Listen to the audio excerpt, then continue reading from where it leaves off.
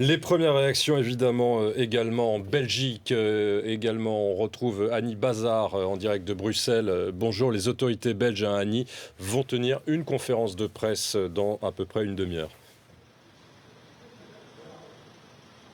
Voilà, dans moins d'une demi-heure, la justice belge va prendre la parole devant les nombreuses caméras et les micros pour apporter plus de précisions, notamment sur le profil djihadiste du suspect qui a donc été arrêté à Marseille ce vendredi, mais également sur la demande d'extradition qui a été faite. Alors, on a rencontré tout à l'heure Eric van der Sieft, il est magistrat fédéral, il a accepté de revenir sur ces éléments. Il était au micro de Pierre Van Amour.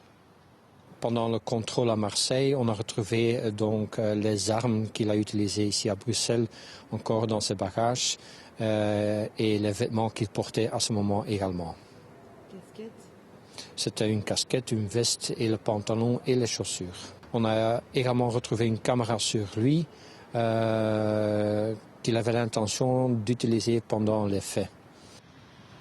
Alors cette interpellation, eh bien, elle suscite beaucoup d'émotions ici à Bruxelles. Alors pour en parler avec nous, eh bien, Joël Rubinfeld, vous êtes le président de la Ligue belge contre l'antisémitisme.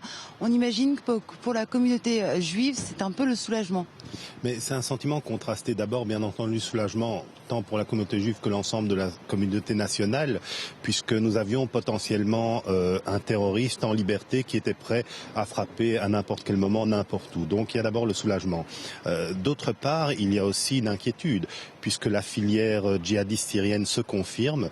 Cela fait plusieurs mois que des experts en matière de terrorisme tirent la sonnette d'alarme et tentent d'attirer l'attention tant des autorités judiciaires que politiques sur la menace que représentent des jeunes Belges ou des jeunes Français ou d'autres pays européens qui vont en Syrie pour faire le djihad et qui potentiellement pourraient revenir en Belgique, en France ou ailleurs pour le continuer. Donc le cas semble avéré, c'est particulièrement préoccupant et la question que on peut se poser aujourd'hui, lorsque le président Hollande dit qu'il y a 700 personnes qui correspondent à ce profil en France, en Belgique il y en a un peu plus de 200, c'est combien de Némouches avons-nous aujourd'hui en liberté et prêts à frapper à nouveau?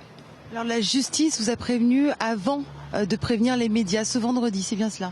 Nous étions informés vendredi en fin de journée effectivement d'une arrestation. Il y a eu 2-3 arrestations dans le cadre de l'enquête, donc c'est un suspect sérieux. Il semble effectivement que les faits sont confirmés. Que vous a-t-on dit? Qu'il y avait une arrestation d'un suspect sérieux, mais nous avions une information similaire dans la journée de mardi, et puis mercredi, le suspect sérieux a été libéré, donc ça ne correspondait pas aux besoins de l'enquête. En fait, il n'était pas la personne responsable de l'attentat. Il semble que dans le cas de Mehdi Nemmouche, les éléments sont beaucoup plus, accablants. On aurait retrouvé la casquette, l'arme, 2 armes et différents éléments dans son sac de voyage. Donc les faits semblent aujourd'hui être avérés. Merci beaucoup. Des faits donc accablants pour ce suspect de 29 ans d'originaire de Roubaix. On le rappelle, il pourrait être l'auteur de la tuerie du 24 mai. On le rappelle, 4 victimes, un couple d'Israéliens, une bénévole française, mais également un employé du musée juif de Belgique. Annie Bazard en direct de Bruxelles et on écoutera bien sûr en direct tout à l'heure la conférence de presse du procureur de la République de Paris.